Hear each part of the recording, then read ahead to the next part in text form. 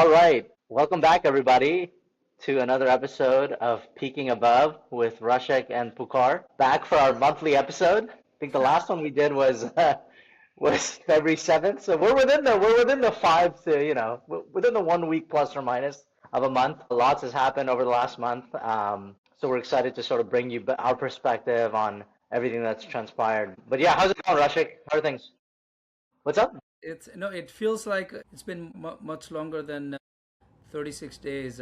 It feels like you know it's been I don't know, geopolitics, Nepali politics, economics, oil prices, SaaS eclipse, Anthropic. If you think about it, it feels like we're living in a materially different world than we were about a month ago. Totally. I mean, as yeah, it's pretty interesting. Like, obviously, you and I, we've talked a lot over the course of the month as all of these things have happened, and thinking about what's worth like discussing and unpacking here. There's obviously so much we can cover, but the thing that's like at least like top of mind here in the U.S., although it feels like the news is sort of we've acclimated to just like absorbing a war.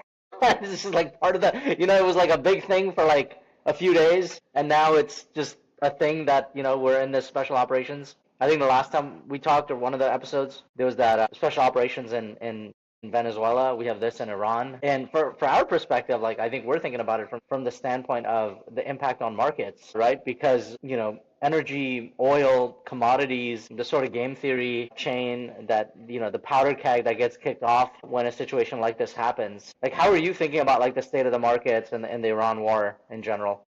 Yeah, so I mean, with respect to Iran war, this is perhaps one of the largest supply side, as macroeconomics economists would put it, one of the largest supply side shock, particularly from the oil prices rising to, I think it reached, up to $125 a barrel. And, oil prices have significant impact in the economy and US as well as global economy.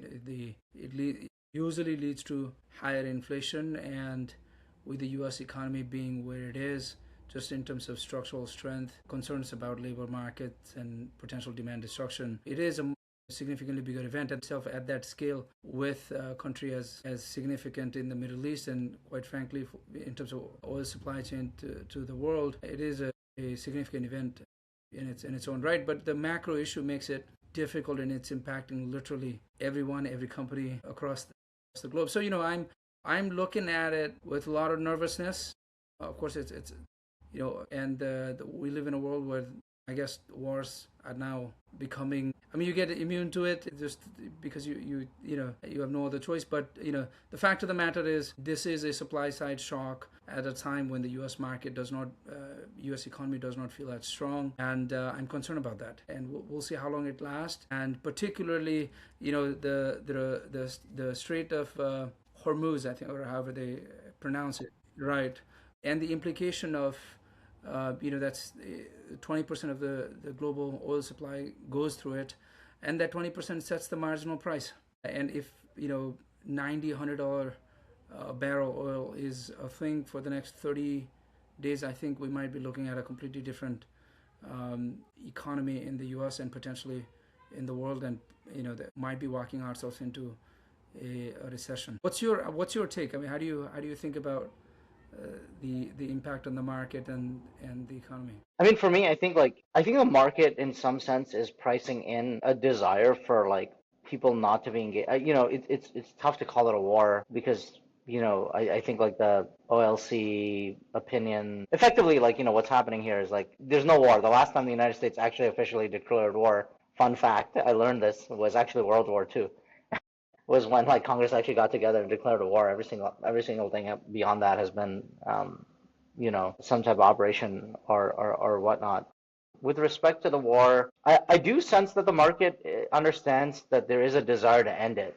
Just based on the rhetoric from President Trump, and like I don't think there's any broad appetite for boots on the ground. Right now it's just a bunch of like air campaigns. It's like cyber warfare and air campaigns and intelligence warfare, right? Like trying to get an uprising from dissidents and folks against the regime in Iran. And so, but yeah, I would imagine but I think like there was a lot of uncertainty in the beginning, but I think the market has sort of like digested it. And I feel like where the market is right now is my general feeling is like, I think Trump wants to end it. He could end it at any time. I don't necessarily think there needs to be this like claim victory or whatever. Like it's clear, like, Iran's navy's been decimated. Like, there's, the damage has been done in a lot of ways. It's gonna take them like a decade to build it back up. And so I honestly think like, it can end up in a situation where like we just stop, we get out of there, and the administration like claims victory just because they've like decimated like the military capability of the regime. And that might be where like the market is pricing things, because I think like anything beyond that would be pretty, you know, it would lead to just a lot of uncertainty. So I'm not sure. There's also theories that this is all about, there's that big like Trump Xi meeting that's going to happen in China. So this is all about like just getting as much leverage as possible to drive towards a grand bargain. That's one theory.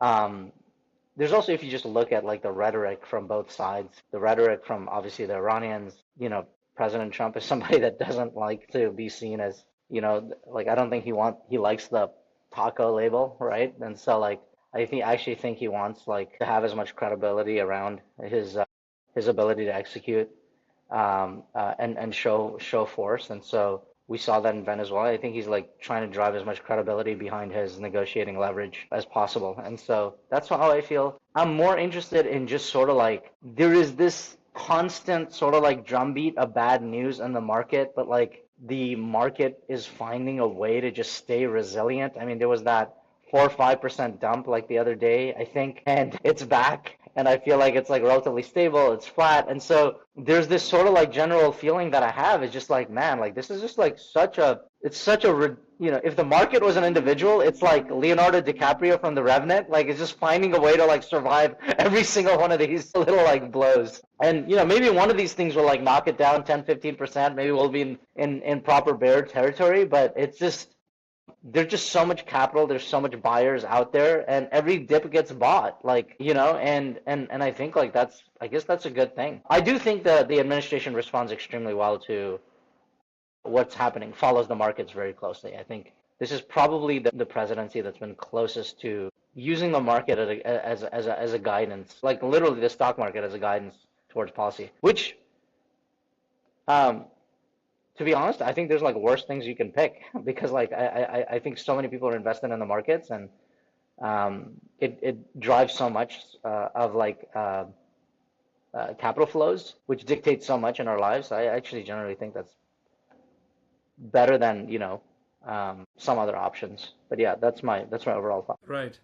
No, to your point of, I think there's a real risk that the economy and potentially the labor market could force the United States hand in just getting this operation to a resolution. I mean, every $10 increase in barrel of oil has, I think the math is like 30 bips in inflation and about 20 bips in negative pressure in your GDP growth. So you don't want, those numbers matter now, and you don't want this sort of the particularly the oil prices to remain at the sustained high level as we've seen in the last week or so. I think there's that concern. On the question of market, I mean, the top 20 companies are what, 70% of the S&P on a market cap weighted basis. The Mag 7 is about 35%.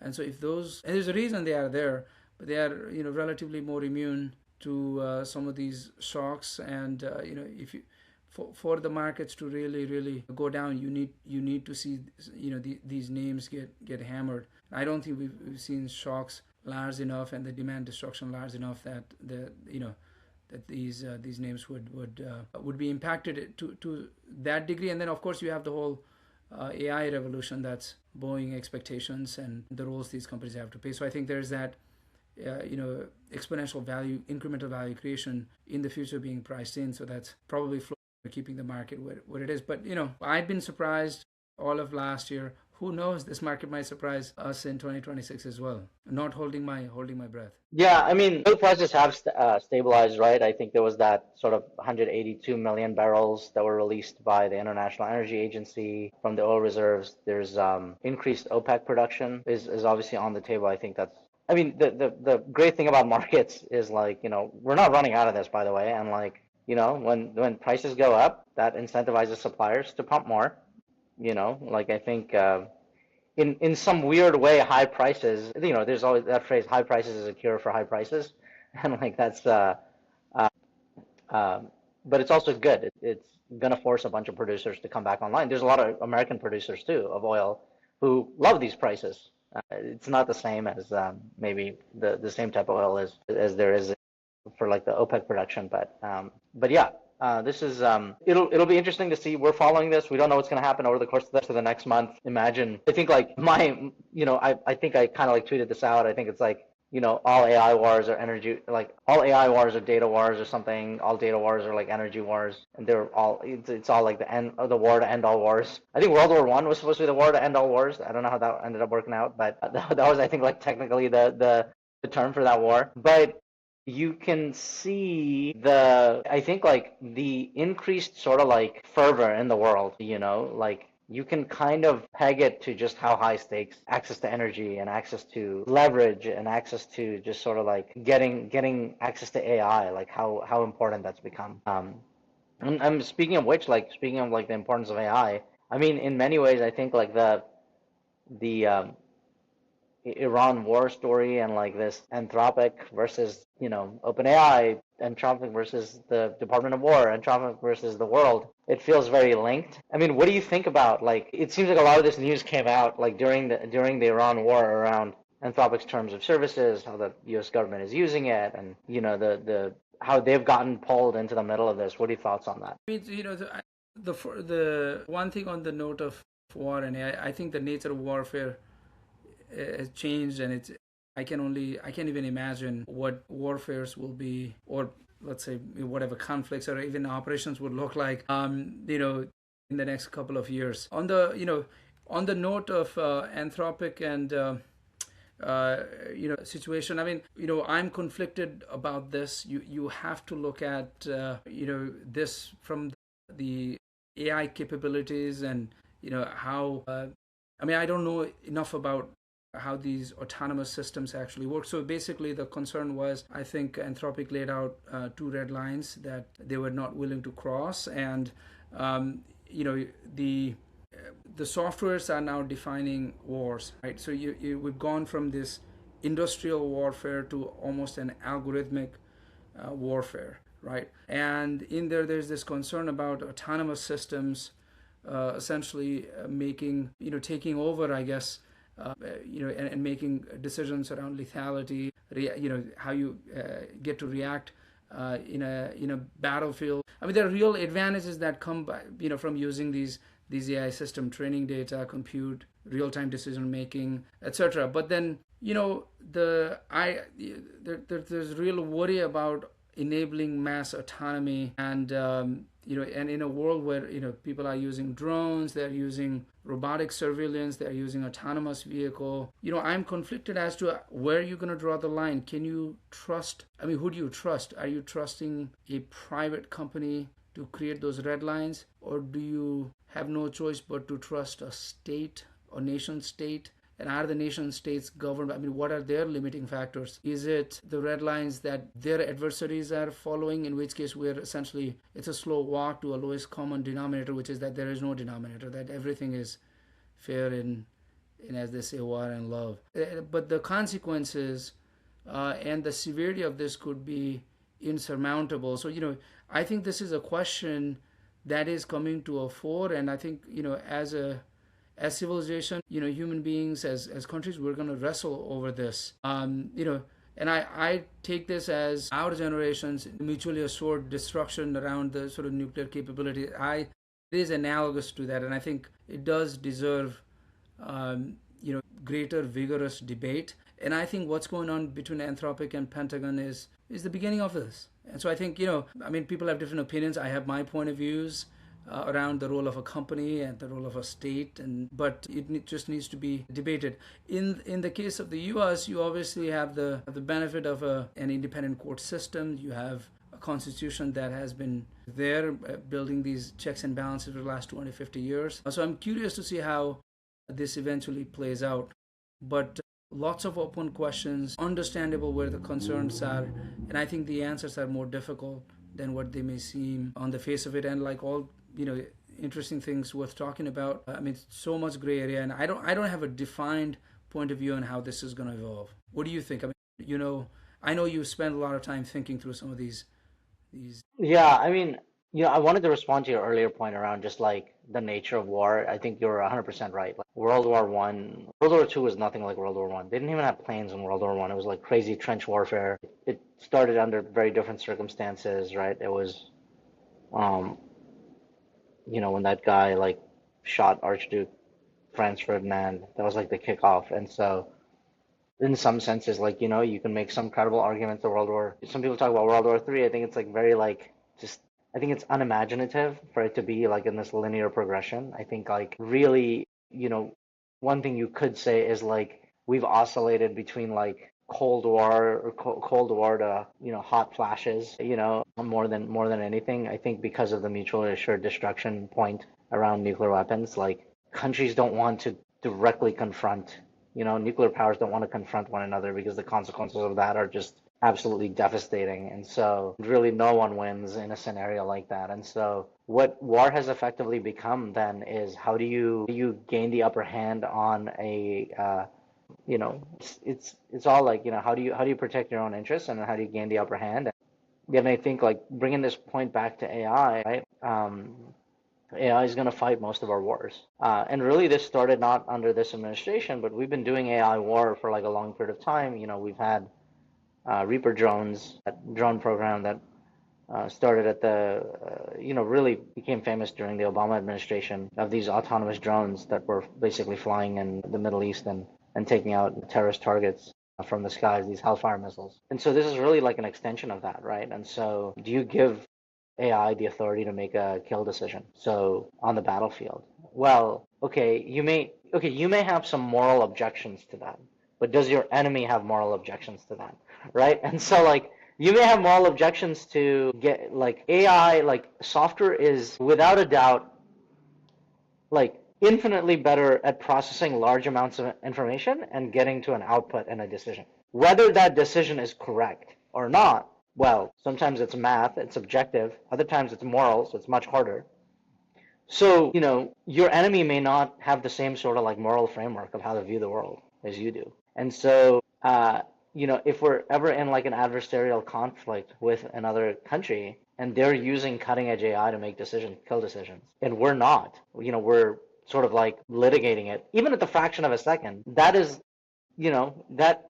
just you're in a losing position. And so like it sounds horrible, but like the point of war is to win. You have to figure out a way to win. You want to do it in the boundaries of you know we have all these things like international law. I think all of that stuff just goes out the window in the context of a war. We built all of that in post World War II, Geneva Convention, international law, The Hague, all this stuff.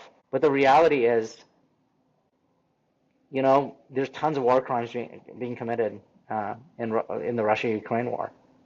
There's tons of what happened in Syria, with the barrel bombs and stuff like that. Tons of war crimes, and so like all of this is to effectively just say that war is hell. Nobody wants to fight it. The mechanics of war has changed dramatically because of the mutual assured destruction.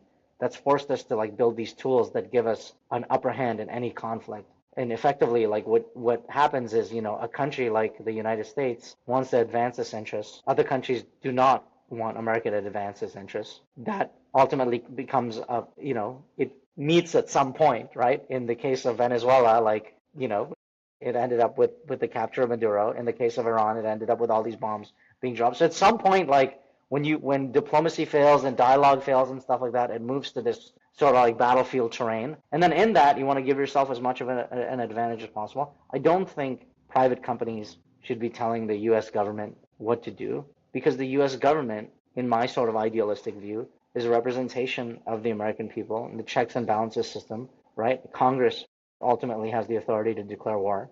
I believe that. And it's Congress that should be deciding whether the military is breaking its laws or not. There's congressional authority, there's investigations and stuff like that. I don't think a private company should take it upon itself to do that. And I'm always wary of companies, people wanting like some sort of benevolent leader or whatnot to like make the best decision for society, that actually just like never ends up going well. A lot of ideas baked in here. But I think the other point that I wanted to make is the way in which war is going today is we are creating just layers and layers of sort of like operational vectors, if you will, that you can deploy before you get to humans and people. So we have cyber warfare, right? Like in cyber warfare, you can cause a lot of economic damage, which can lead to sort of like loss of life, but it is not a direct sort of like attack on people. Drones, you don't need to deploy your own people. You're trying to damage the enemy without deploying your own people. Like strategically, what people are trying to do is they're trying to like not have to deploy forces, protect people, and so these drones in Iran, now we have anti-drone technology as well. We're trying to build our own drones. And what I find fascinating about where war is headed is it's really become this war of attrition of resources. Hey, who is going to be best at putting metal together with intelligence and then launching it? And hopefully you don't run out of metal. You don't run out of intelligence. You don't run out of energy and people to put them together because some other country will, and they will lose, right? Your enemy will. And so this is all like, it's very fascinating because at some point, war just ends up becoming like, you gotta build a capability that never runs out. You have to be fully self-sustaining because, and you gotta be able to put it all together. So I find that like dynamic of how war has like evolved to be really fascinating. But yeah, I think, intelligence is just another piece of the puzzle. And so we definitely want the military to have the best intelligence and, artificial intelligence. That's what I mean. And I think like, uh, by and large, I think like what may get lost in all of this is like there are military forces around the world that like explicitly want more evil. Like they're trying to create death, destruction for another ethnicity or another group or whatever it is. They're trying to wipe people off the face of the planet. That's not the United States, right? And that's not, at least those are not Western ideas. That's not the policy and posture of Europe or the United States. And I think like, we should be grateful that we have a military that understands what a moral compass is, even if it maybe needs to get litigated a little bit in terms of how it is deployed and stuff like that. But I think that's for Congress to like figure out. I don't think a CEO of a company should be in the middle of that decision making. Those are my 2 cents. Right. I mean, but having said that, I think a critique might say that the constitutional checks and balances around declaring war, to your own admission earlier, those are typically ignored. So I think that's a point number one. It's not. I mean, when was the last time Congress declared war? But in all practical sense, how many quote unquote war/operations have been there since, right? So there's that point. The second point around, and I agree with you that the lawmaking authorities, ultimately Congresses and the executive, the president and the executive body, essentially execute and implement that, and you have judiciary for control. But corporations, I mean, the Citizens United versus Federal Election Commission, corporations do have voice, and I think this issue is big enough that I actually don't mind someone raising it, even though I may not agree with some of the. I mean, I don't think this alone makes the change, and a company can say, listen, I'm not going to support that. It's up to their, even in the US context, contextual right to be able to say that. But that doesn't necessarily mean the government, that's the policy of the state. That also does not mean that their competition wouldn't take a different stance, which is what we see happening. But it is creating a much needed debate. I guess that's kind of my point on this. And to your point. Yeah, I mean, I'm not opposed to the speech aspect of. I think that Supreme Court case was about speech, right? What is speech, and giving Correct. money as speech. So I'm not opposed to the speech. I think Dario, whoever, 100% has the right to have a certain view. I think when you uh Or a company for that matter is kind yeah, of the point. yeah, even a company actually can have a point of view, but when that becomes like an attempt at actually becoming like a control lever that is extrajudicial or extra constitutional, I think that's you just can't. I think it's like untenable, right? Like I think to have a private entity create like an independent power structure that dictates the term for the U.S. military. I'm not saying the U.S. military should be unchecked. There is a check system on the U.S. military. U.S. military has its own court system, tribunal system.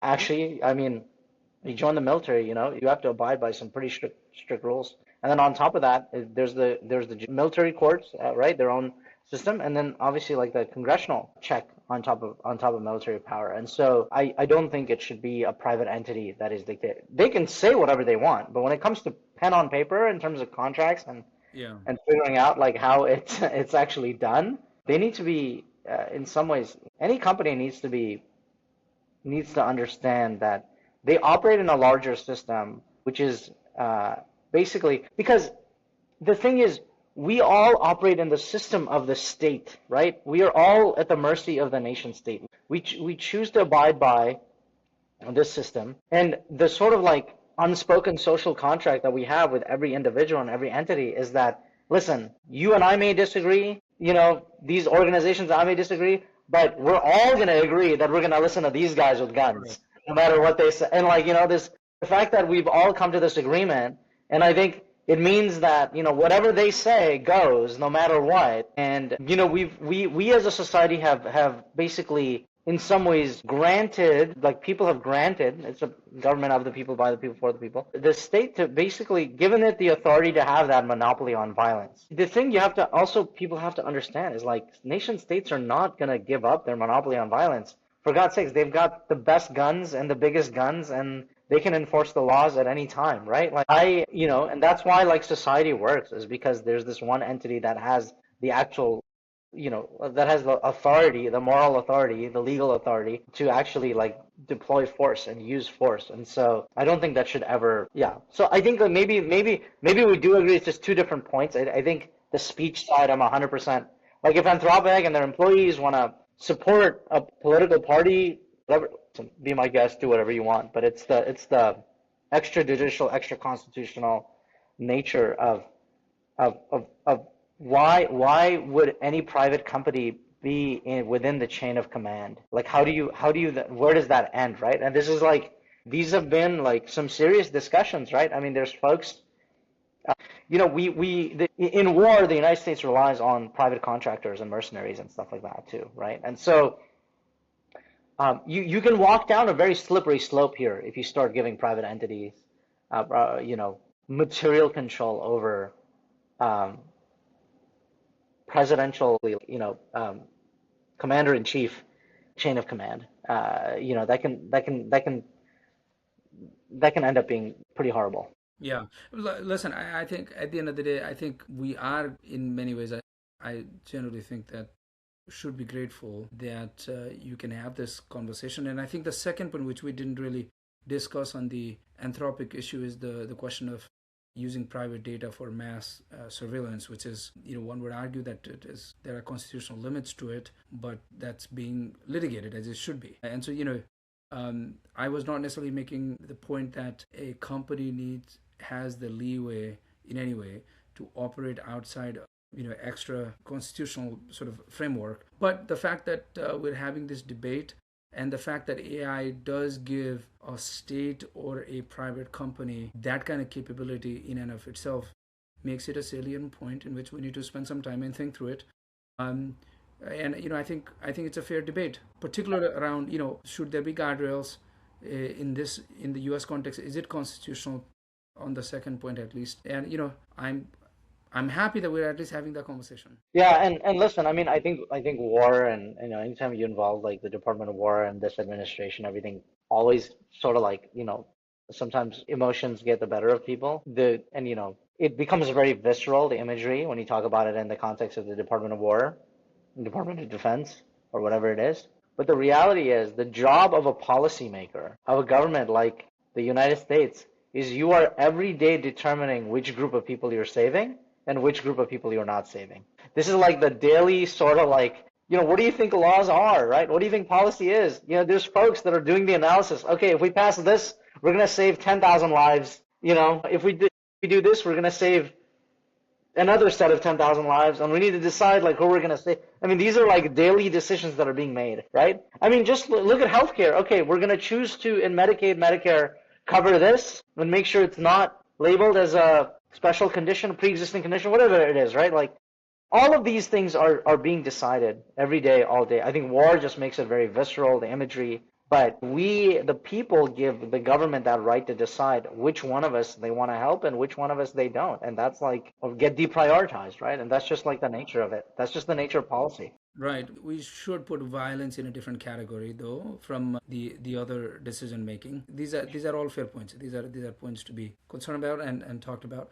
On that note, given the state of, and this is becoming pertinent now simply because how quickly AI has enabled private companies and thereby states to be able to be in a position to actually do these things. But should we switch gears to talk about what's happening in the last few months on just in terms of the advancement we've seen with a lot of SaaS companies and their stock tanking, and some of the investments we're seeing around compute and hundreds of billions of dollars being invested in data center and the infrastructure side.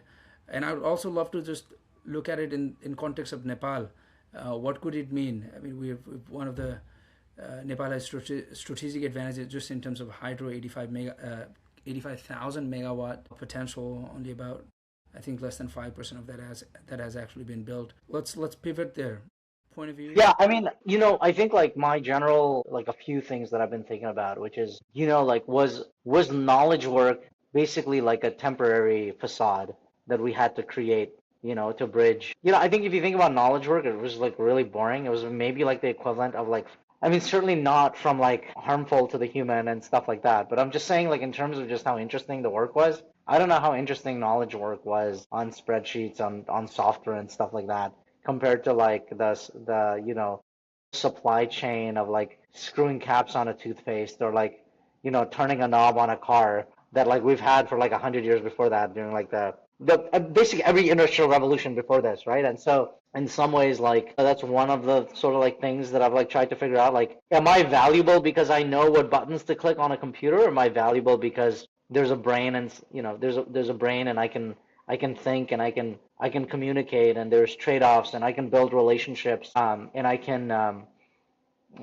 be present, and there's all these like other qualities that we maybe don't talk about. I can empathize, right? Like, and so what are the skills of humanity? Maybe there are skills that I have or that humans have that we haven't even like thought about. And there's this nice video of Jensen Huang that's going around talking about, like, I think a journalist asked him who's like the smartest person he's ever known, and he thinks about it for a moment, and he's like, we may have to link the video, and he's like, well, the smartest person I never know.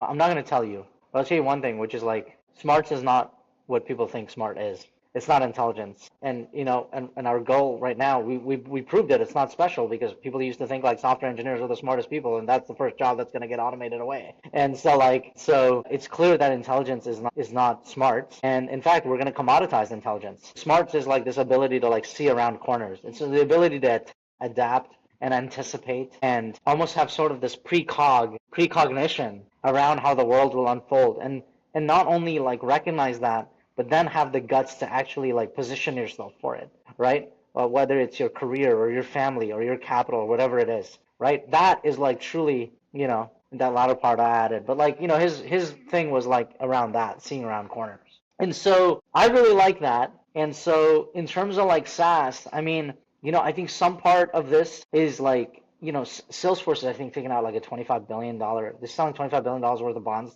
to buy back their own stock. I mean, that's a lot of capital that, betting on your own company. If it's a dying business, like, who's going to underwrite that? Like, I, and there's that insight that people have had, which is like, Oracle historically had like terrible software. They got completely they completely like lost like the cloud era. But guess what happened? I mean, the cloud era came and left, and Oracle is like way more successful as of a company than it was like 25 years ago whenever Salesforce went public, basically fighting against Oracle CRM like Siebel Systems. And so I think there's like a tale of two cities in software. I think there's software that will be treated much closer to what infrastructure and valuable like data architecture, and then I think there's UI level software that isn't valuable, where you can just spin up the UI, and I think like we should be discerning about those two categories.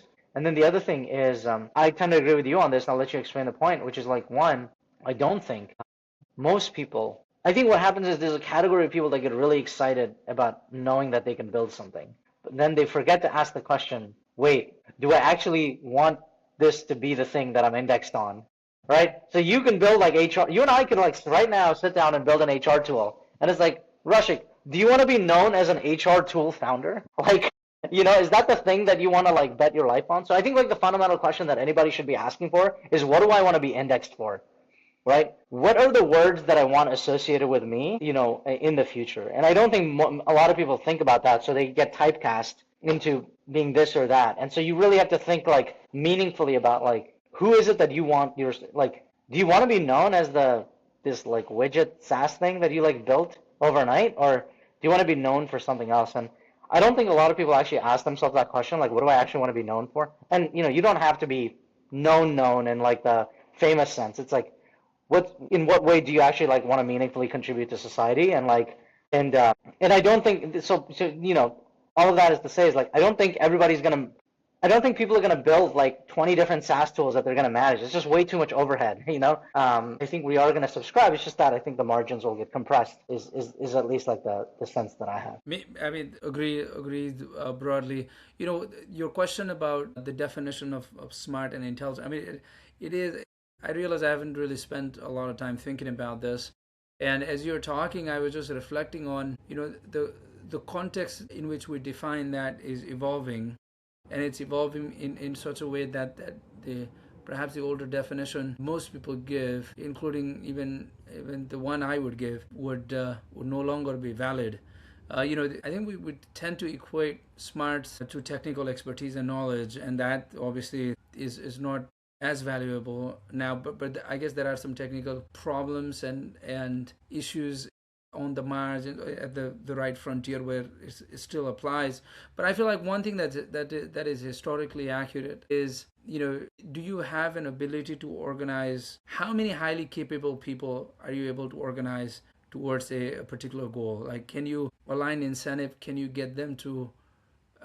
coordinate and get them to work with you towards a goal? I feel like that is perhaps a more lasting definition of this, and obviously in my definition I'm describing this relative to other people's, not necessarily AI agents, and that may also over time lose significance. But but it is a fascinating question, and I'm glad that we live at a time when we can have this type of debate on the question of, the interesting thing and the challenge of founders and people that are trying to build things today is, I agree with you, and it's kind of interesting, is do you really want to be typecast on building some of these? I mean, I don't know, the 27th it's a tool that, and one can have an angle around it and you can spin the story, but I think that this is going to be a real interesting question, and I think it will raise existential questions on just the human condition. I mean, what do we ultimately derive satisfaction from, and what's the point of productivity and youthful age, and where do you actually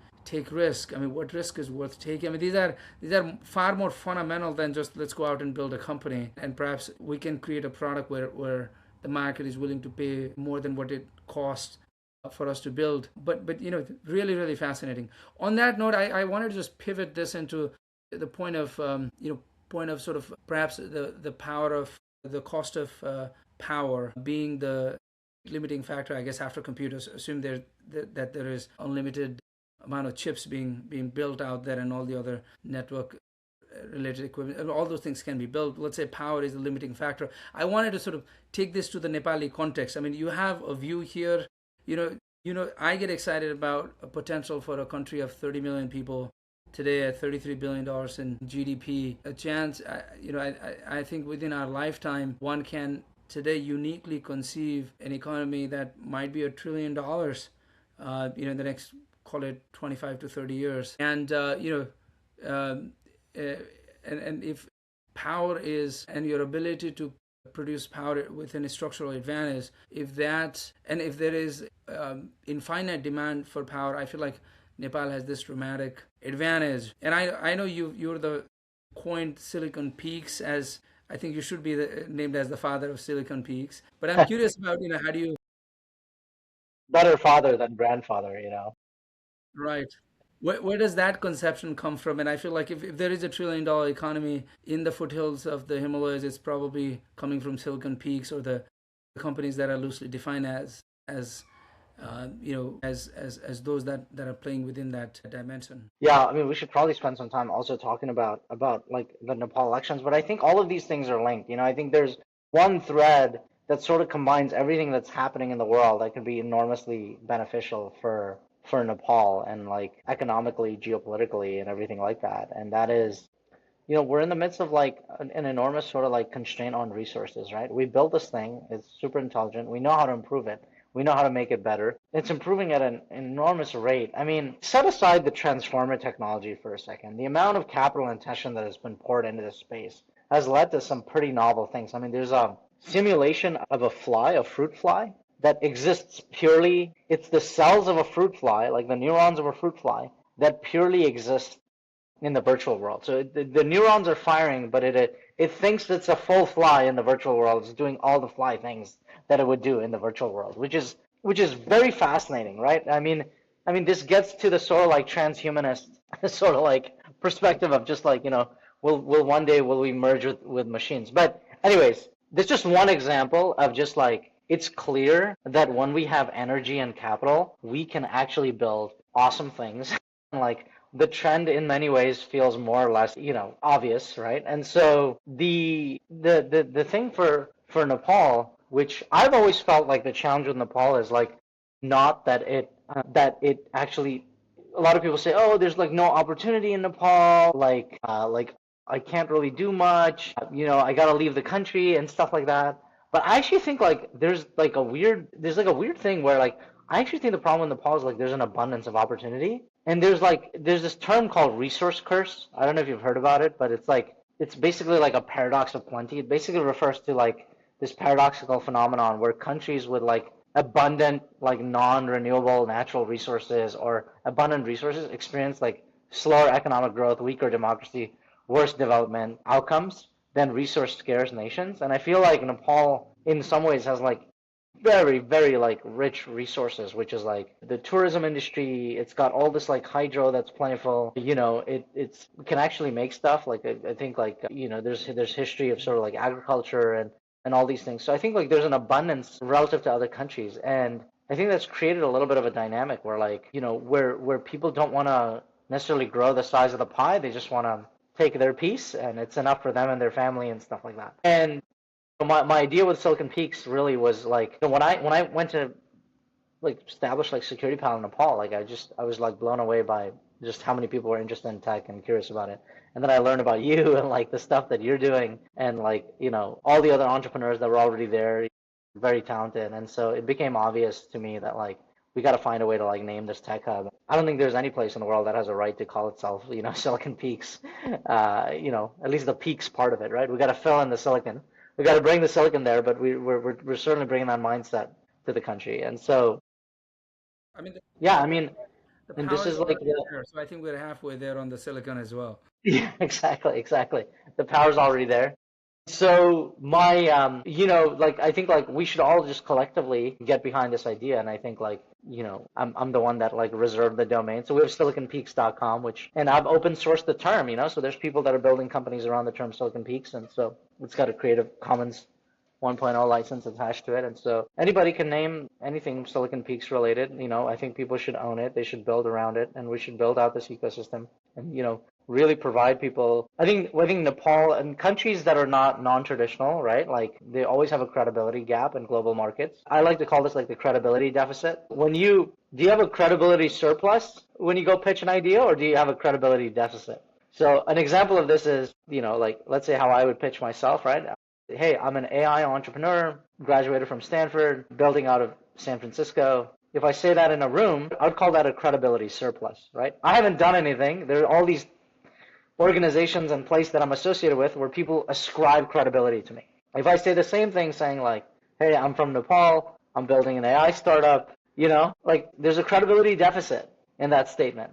And so how do you find a way to like close that credibility deficit and let people know that there's actually credible folks building amazing companies and amazing organizations, and there's awesome talent in this region that's effectively being mispriced. And part of the reason why I went so deep down this rabbit hole with Nepal and the talent there is just because it was Peter Thiel, right? And like he said, you got to go where talent is underappreciated and underpriced. And I think there's a lot of incredible, places around the world where talent is mispriced. And so, Kathmandu, Nepal, other cities in Nepal, other cities in the Himalayas, Bhutan, there's awesome talent there. Himachal, like, actually Himachal province, right? Like we've got the CEO of Zscaler is from there. And so he's the wealthiest South Asian American in the United States. And so there's a lot of incredible talent nestled through there. And so I think it's time we actually like build upon that. And I think the hydropower opportunity is obvious. I mean, about 3 years ago, I was playing golf with the U.S. ambassador, and I actually pitched him on this idea. I was just like, listen, and I just bought a Starlink, and I was playing around with it, and there's all this talk about AI, and I was like, well, the limiting factor of AI is going to be energy. There's all this hydropower. There's gigabit speed upload. Why can't you just slap a Starlink on top of a hydropower plant with a data center right next to it? Like, serve the entire population, like most of the inference and compute demand was going to come from that region anyways. And so that was the initial conversation that's led to some pretty interesting follow-ups after that. But like I think Nepal's a great place for data centers. I think it's, first of all, it's like naturally secure. It's hard to, once you park like data centers there, it's just hard to physically get to. It's like naturally secure. People don't really want to, it's geopolitically super friendly with everybody. And so some of the stuff that's happening in the Middle East, you just can't imagine happening in Nepal. It's just not a point of concern. And so, those are the things that I think make it a compelling opportunity if we can get like some of the institutional and government things right. But I know you've talked about, like we could pivot to talking about the elections, but I think one of the parties in the elections that won was talking about $100 billion GDP for Nepal. I think you have a new number for what that GDP number should look like. Do you want to talk about that a little bit? Yeah, I mean, the on the point of potential, I think 100 billion is selling both the Nepali talent, potential around energy, just the new era we live in with AI and compute and what that could do to the Nepali economy. We're selling, I think the $100 billion economy sells that short. And the reason these numbers matter, and they may seem quite aspirational, but the reason these numbers matter is that they define your policy posture, they define your focus areas, they define your priorities, they define the how you inspire your young populations, and so that's kind of, I guess, the first point. The second point is that a $1 trillion. So we're around. So Nepali economy is around 45 billion. Yeah, 45 billion. Yeah. So getting to $1 trillion would be about 23 times now. And if you have $1 trillion, 30 million population would be about $33,000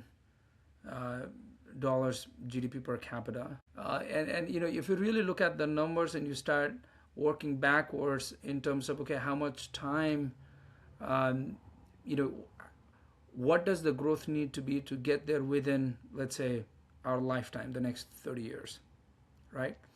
And we have, so is that realistic, and what would make it realistic? Perhaps that's the most important. So of course not realistic if Nepal does what it's been doing the last 15, 20, 30 years. But could it be realistic? Or even if you undershoot it, are you going to catch a very different escape velocity that puts the economy on a glide path to a much higher number than simply doubling our GDP per capita?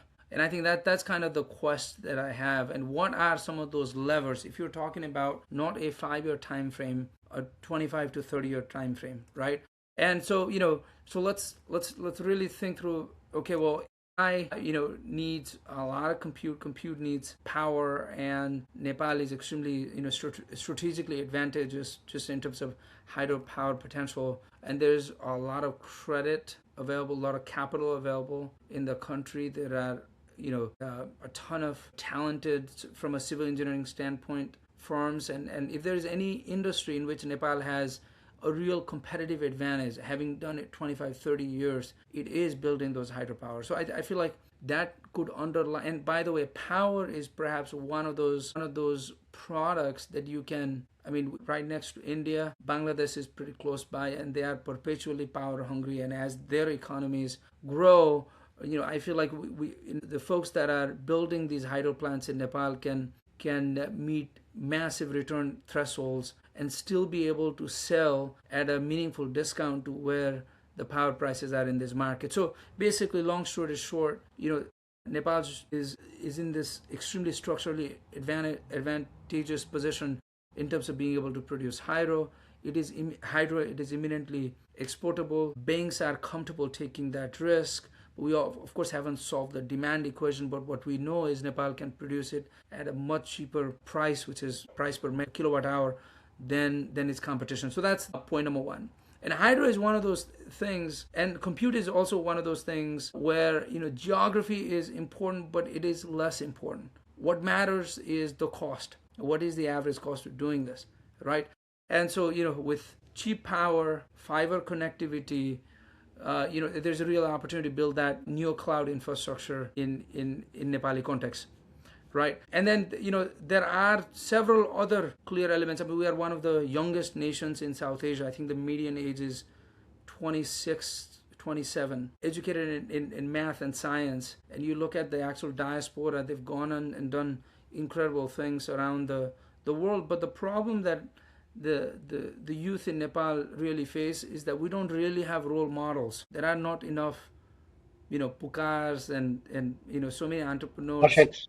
or whatever out there for people to look at and say, hey, listen, if this guy did it and he was born and raised in Darsula, I can too, right? And so it does require more than just having role models. You have to have access to capital. You have to have the infrastructure that allows you to take risk. You need to build a culture that rewards taking this type of risk, accepts failures and things of that nature. But taking risk has never been more accessible. It's almost like you have godlike power. If you imagine and you experiment enough, you can create something out of nothing with a laptop and abundant and cheap energy. And so I think the barrier is substantially lowered on that side. And the third thing is, I think there are a lot of framework level changes that need to happen in Nepal. I don't know, I think this. Capitalism is a foul word in Nepal. Like, I grew up thinking that a capitalist, I thought a capitalist was, by definition, was a crony, that profit is about, not about value creation. It was all about value capture, that you needed a license Raj to be able to build a business and create value. I was decently read, but that was sort of my framework level understanding, even getting to the age of 17 and 18. So I feel like, as a country, Nepal doesn't have this type of debate and conversation on, the role of capital, the role of free market, a system that rewards someone that actually take risk. So I think there is that a value system level change, or at least conversation. It starts with these type of conversations. That conversation is also not taking place as frequently and with, a degree of seriousness that it deserves. And finally, of course, the institutions are not where they need to be. The competitiveness of the market is where it's simply not there. The government isn't really doing the things that it needs to do to promote and enable competition, make it easier to start a company, attract investments. And then, we relied on, thank goodness for remittance. We've relied on the last 15 years of wave of development is predominantly from remittance. And remittance usually, how does it get manifested? It manifests in the form of consumption. If we create that environment of entrepreneurism where people are taking risks, the remittance, as opposed to financing consumption, can actually finance investments. That makes it easier for younger people to take risk and try new things, and that risk capital can generate even greater returns. And so you start kicking off this virtuous cycle. Quite candidly, I just feel like that conversation, as a country, Nepal just doesn't have that type of conversation. And I think but despite all of this, I think the tides are turning, and election is one of those clear signals that it's perhaps the most resounding demand for execution, and the clearest departure from how Nepali people and as a country have thought about the role of the government and the role that they want the government to play in their lives. And there's so many reasons to be optimistic. Perhaps the $1 trillion economy in the next whatever 30 years, if we keep making these right decisions and the real yearning for change, perhaps it's not as crazy as it may sound now. Do you have a Yeah, I view mean, on this? I think a trillion is a big number. Just for everybody to put everybody in context, Singapore is $550 billion economy. Sri Lanka, a comparison is like $100 billion economy, right? I think they're like 98, 99 billion GDP. But companies with much smaller populations have gotten to that level, right? So the country that is right above Nepal in terms of GDP is actually one of my favorite countries in Europe, Estonia, and what they've done with technology, right? So Estonia has a population of 1.3 million people. Their GDP is 45 billion. Isn't that amazing?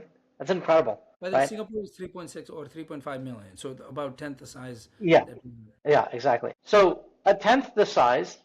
Singapore's a tenth the size at 500 billion.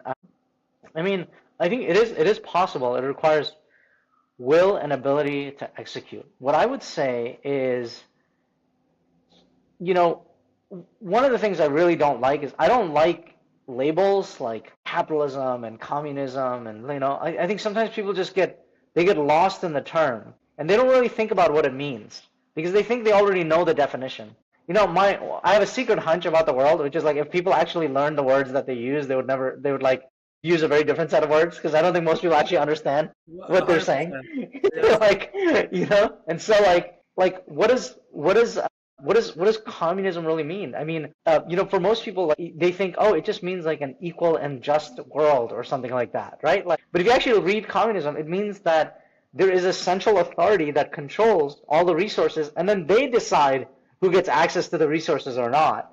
And you are at the mercy of like their goodwill that they know you and make sure that. But like we know society doesn't work like that. We know the way that society works is if you pull resources in the center, people closest to the center will get the resources first, and people furthest away from the center will not, right? Whether it's a network thing, whether it's a connection thing or a distance thing. And capitalism, like people think, oh, it's just some like they think about like the monopoly man or something like that, or someone that's just like trying to make money. But like in Nepal, like one of the things I also see in like a lot of these economies are like, oh, like no profit, no profit. And it's just like, no, no. How are you going to operate a business? Like a lot of people come to me, they're like, oh, we're not going to charge you, or I want to work with you for free, or something like that. And I'm just like, listen, that sounds all well and good, but like, how are you going to make money? How are you going to sustain yourself, right? There has to be a business model that is backing it, all right? And so I think people really need to understand these terms. And I think what's interesting to what I find fascinating about like politics is so similar to markets. It's just you replace dollars with votes. And so in politics, like if your ideas are amazing, you get more votes. In capitalism, if your ideas are amazing, you get more money. Right? It's like very simple, concepts. And I think what I'm excited by actually is I'm excited by all the incredible entrepreneurs that are going to come out of Nepal. There's already so many. There's already $1 million ARR businesses that are being built left and right. And with liberalization, with the ability, maybe PayPal comes in, right? Maybe it's easier to like export dollars out. I mean, if you start having a free flow of dollars in and out of the country, like I actually think, right now what happens is we're hoping like the dollars only come in and then they don't leave.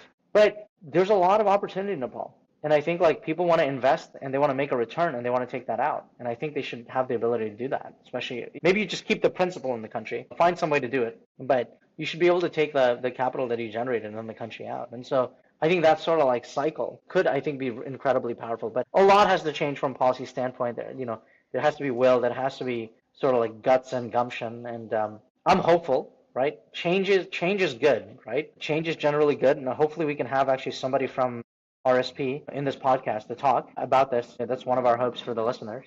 But my general feeling about this is we have to empower the builders and we have to get out of their way. And there's enormous amount of value to be created by Nepalese entrepreneurs, especially considering just the proximity in that region. Most of the inference and compute demand is going to come from that region. That's where most of the population is. Right.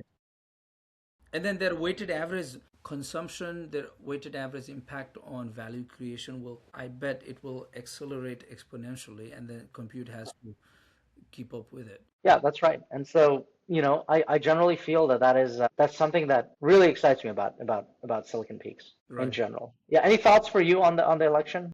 You know, I was, my first reaction was the RSP dominated. Then I realized that it was really a demand for execution. I mean, that's what this vote is all about. It is unprecedented in its nature, but the demand for execution and change is also unprecedented in its nature. And, so there's no other path but to be excited and welcome the mandate that the public has given. And I think it's quite amazing. The second thing on RSP is, RSP has the people that I know that they understand what it takes to accelerate the economic growth. If there is economic growth, I mean that's the only way to ensure better opportunities for everybody.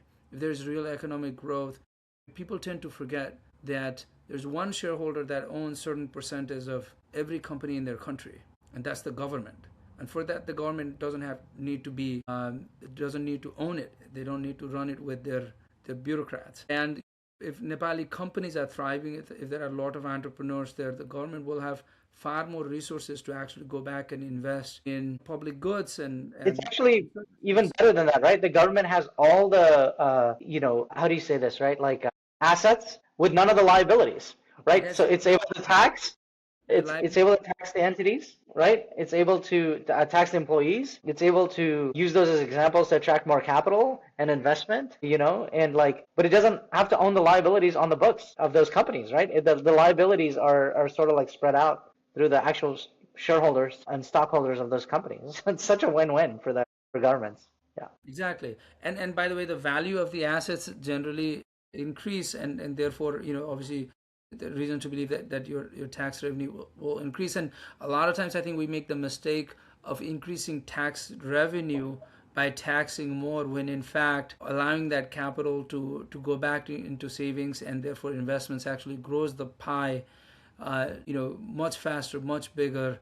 And that naturally, even with lower percentage of taxation, has an impact of actually growing the government's revenue base. And you also have a lot of wealth creation in the country, a lot of real opportunities for young entrepreneurs in the country and whatnot. But in a more fundamental level, I think that one question that we need to clarify a little bit is, listen, there are certain things that only government can provide, because the free market, because it's just a public good, and the free market with its incentive structure, it's just not well equipped to do that. Security is one of those, both border as well as internal security. And there are fresh debates, and these are welcome debate around where healthcare falls in it, where education falls in it, where elderly care falls in it, or child care falls in it.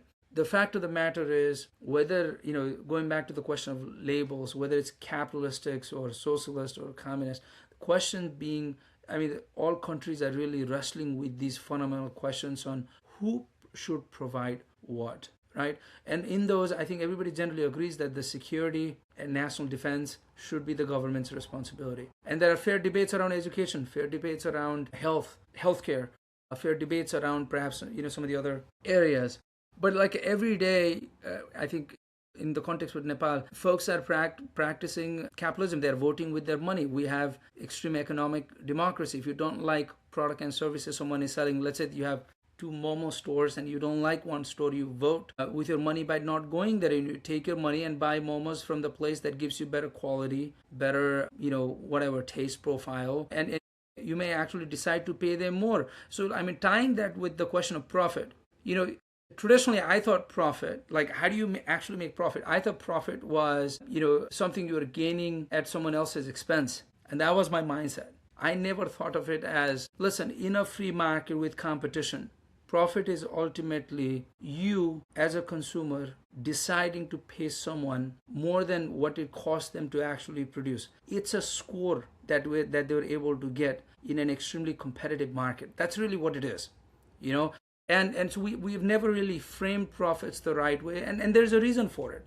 Because, most of the free market wasn't really free. Enterprises were created on the back of license Raj. You had to go get a license from the government to be able to start a business. Let's say you want to buy a new bus and start a transportation company. You were restricted by that. There were caps in terms of fares. So even if you, I don't know, you buy a new bus, has an AC, etc., you would have to sell your tickets at a predetermined price, so you could really compete.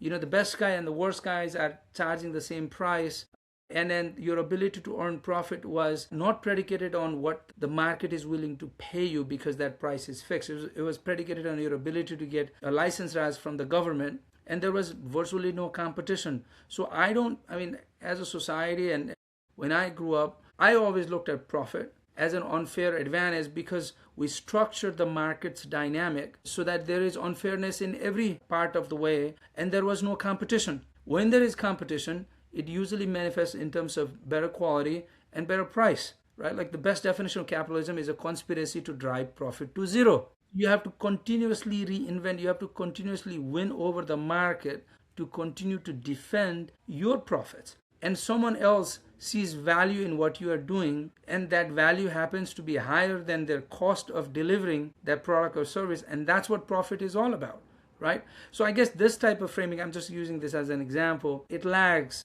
No one really talks about it in this manner. They're not having this conversation in schools. They're not having this conversation in colleges. And these labels around capitalism, socialism, communism, we don't go back and say, okay, which one of this is the government? Like, I'll ask this question. The government office that you don't even want to go to get your license and passport, do you want them to run your restaurants? Yeah, yeah. To run your whatever? You don't. You want the free market. You want competition. You want people to be able to go and take risk and invent and iterate. That's what you want. I don't think most people debate, even in a Nepali context, that should be the market's role. Then you're left with this sliver of sort of gray area around, okay, we want people to have similar opportunities. It's very difficult to guarantee equal opportunities. And so how do you ensure similar opportunities? Maybe access to healthcare is one of those. Access to quality education is perhaps another one. And there the governments will always struggle to provide that. And that's the nature of the beast. And your private sector creating a market that sits on top of that, perhaps the government can subsidize some of that. But I guess, Pukar, what I feel sad about is that this is the type of conversation that does not happen. And so people never really get to think through it and come to reasonable conclusions, because some of these things that we're talking about, after you actually look at the facts and human behavior, human condition, how we already operate in our everyday life, the conclusions become rather natural and easy. And in the areas that we disagree, and there are reasonable debates and the answers are not easy, those become narrower and narrower. And that's the exciting piece about all of this. Yeah, yeah, 100%. I mean, I think I can understand where like skepticism around some of this stuff comes from, because I think it's incredibly hard to redistribute when the mechanisms for redistribution are fundamentally broken. And one of the jobs of government is to redistribute surplus, wealth in an economy to areas where markets have failed or are not the most optimal way of solving that problem. But obviously, when institutions are broken, when institutions are not strong enough to credibly tax and actually allocate capital, people are of course going to turn to some hard ideology. Oftentimes when you talk to somebody that's just a fervent believer in communism, and you give them examples of China killing 60 plus million people and Russia killing tens of millions of people, and every single time it's been implemented, the response always is true communism has never been done. Right? That is always the refrain, right? True Karl Marx Leninist communism has never been. And my rebuttal to that is the same. True capitalism has never been tried. And the reality is, in sort of like pure free market capitalism, the way it's supposed to work in a well structured capitalism at least is, you are supposed to get a society that actually prevents crony capitalism from taking place at all. There's just like shouldn't even be a mechanism for that, because the market would just solve that problem. But anyways, I know we've covered a lot here. I think there's so much more that we can cover over the coming weeks and months. I mean, in terms of just how the future of Nepal looks with this new party. I think one thing I'd love to do is like a deep dive of like the policy, sort of like a stance that folks have. Especially, I think there's one policy where they want to go back and in some ways relitigate up to 1990 how corrupt money was spent. I think it's going to be hard. I think those things are distractions. I always think like when you win elections, you want to look to the future. Try not to look too far into the past. I think you should right wrongs if they're very recent, but trying to go back 30 years and trying to write, where things may not be documented, you're just going to end up wasting your time. But like if you can build for the future where like things like that can't happen, my philosophy is always like if you have power, try not to relitigate the past. It doesn't generally work. Right, right, You can't change the past, and so you're gonna right. lose no matter what.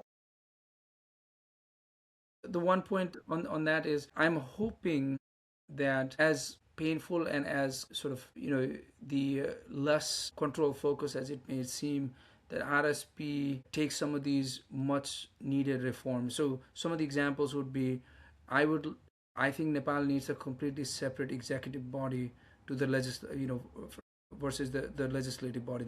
This idea of cabinet members um, being only selected from the legislature. I mean, it's a completely different set of expertise Yeah, necessary to be right. able to run, these specialization heavy ministries, right? Like someone that knows information technology and should run that, or has deep expertise in healthcare should run that. Deep expertise in economy and Nepal's place in sort of the world should probably run the finance ministry. So hopefully they make that one choice. The second thing is, there's always this, and I didn't like how it happened, this patronage based system, and it impacts our economy, it impacts our markets, but it really came from the political structure, particularly around how the candidates were selected. I mean, RSP doesn't have a long enough history for the patronage system to actually come into effect, but I think Nepal needs a primary based system where screw the patronage. It doesn't matter how long you've been with a political party. What matters is,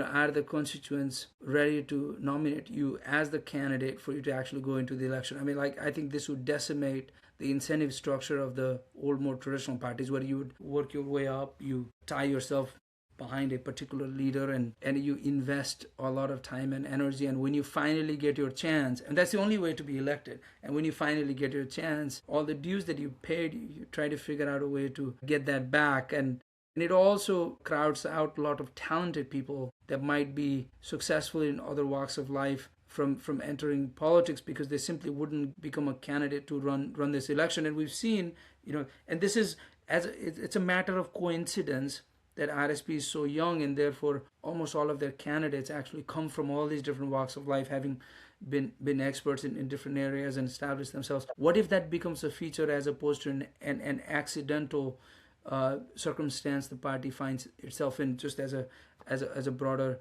reform idea I for think, yeah, I mean, I think like it's no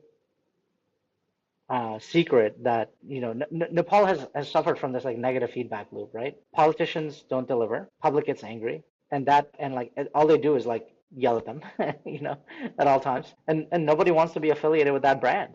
Who wants to be known as a Nepali politician? Or historically, right? Maybe that'll change, but it's just like not an attractive brand, right?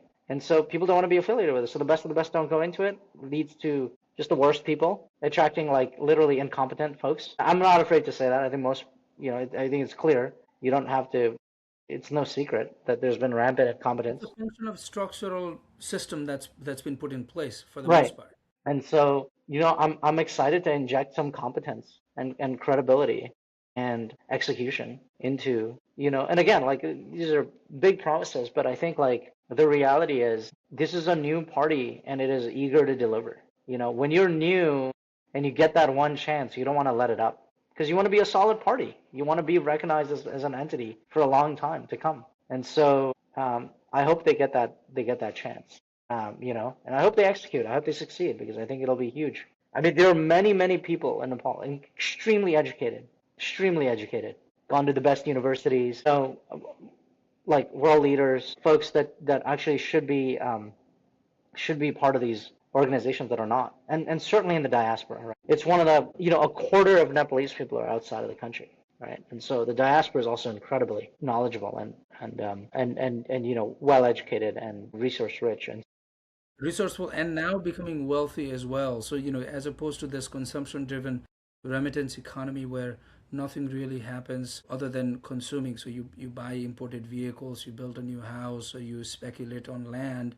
I mean, one of the big challenges that the new political party RSP in the government is going to face is, how do you promote that capital formation? How do you create these industries where private capital can actually invest, including the capital of the diaspora and Nepali diaspora. They are richer today than they were ever before, and that will be true 3 years from now and 5 years from now.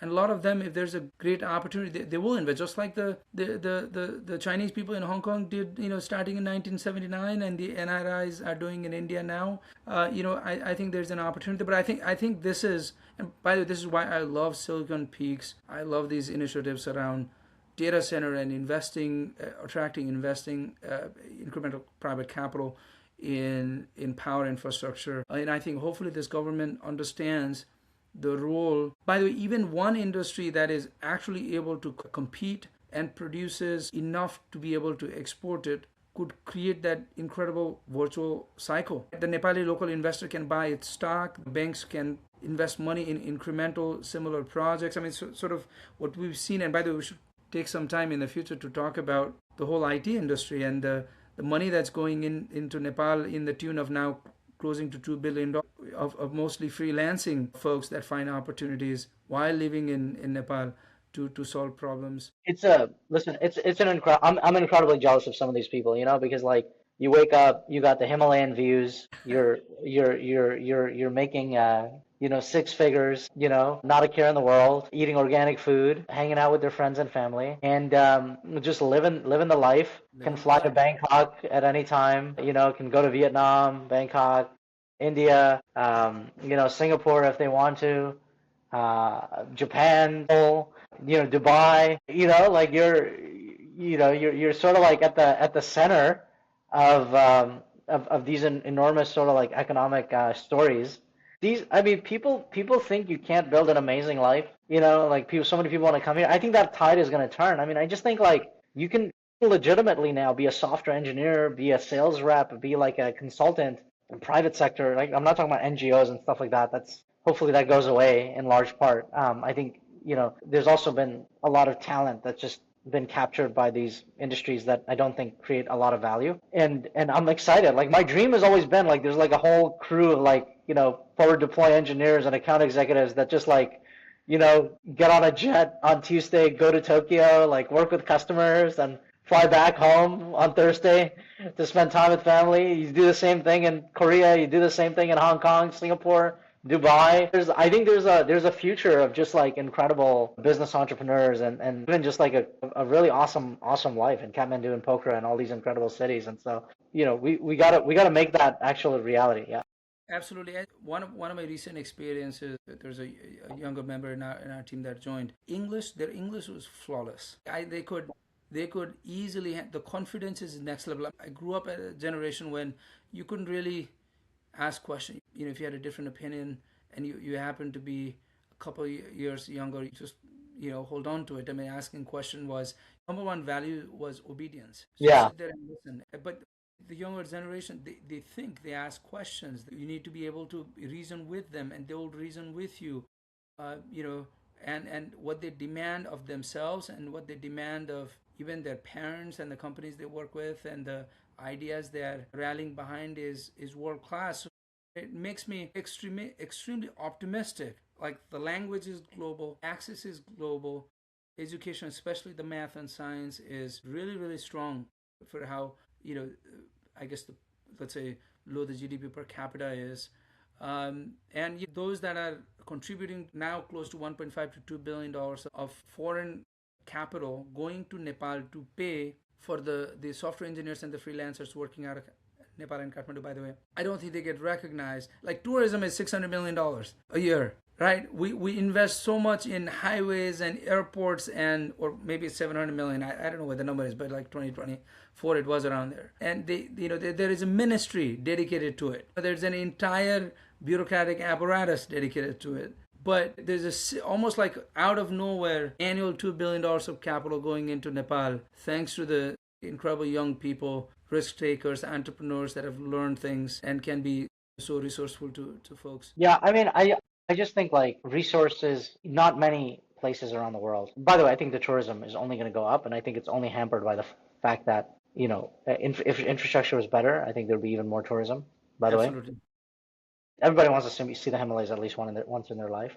And I think if they don't take advantage of it, I think there is the risk that China does, because Correct. they've got Everest on their end as well. And so like, and so still think Nepal has a better sort of brand for some of this stuff. And so I don't see why tourism could not be like 2, 3, 4, 5 billion annually as part of GDP. I mean, you can in one country go like, even like the infrastructure of Mustang has not been built out.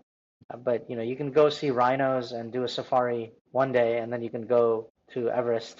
You can actually do it the That's same day. it's like a giant staircase, 70 mile, close to 70 mile, between the top of the world. Nepal is landlocked, but to go to a sea level, so you can essentially experience all that this mother Earth has to offer. So Yeah, you I can basically say if you cut Nepal in half and you turn it, it's basically an exponential curve. right, right. That is the Silicon Peak. Yes, exactly. So listen, I'm an eternal optimist. You have to be one. So my hope is we're at that sort of the beginning phase of that exponential curve. So perhaps the RSP and the political change is part of it. Perhaps the freelance economy is one of those early phases of getting that snowball effect. Yeah, definitely, definitely. Well, we'll leave it at that for our listeners. We gave sort of a long conversation here where we covered a lot of things, but hopefully we can do one again. Like I said, we're trying to do this every month, trying to pack as much of the conversation in one go, and we'll see you guys next time. And we're trying to arrange a special guest as well, so we won't announce that now, but we'll see what we can do. All right. Cheers, everybody. Thank you. Thank you.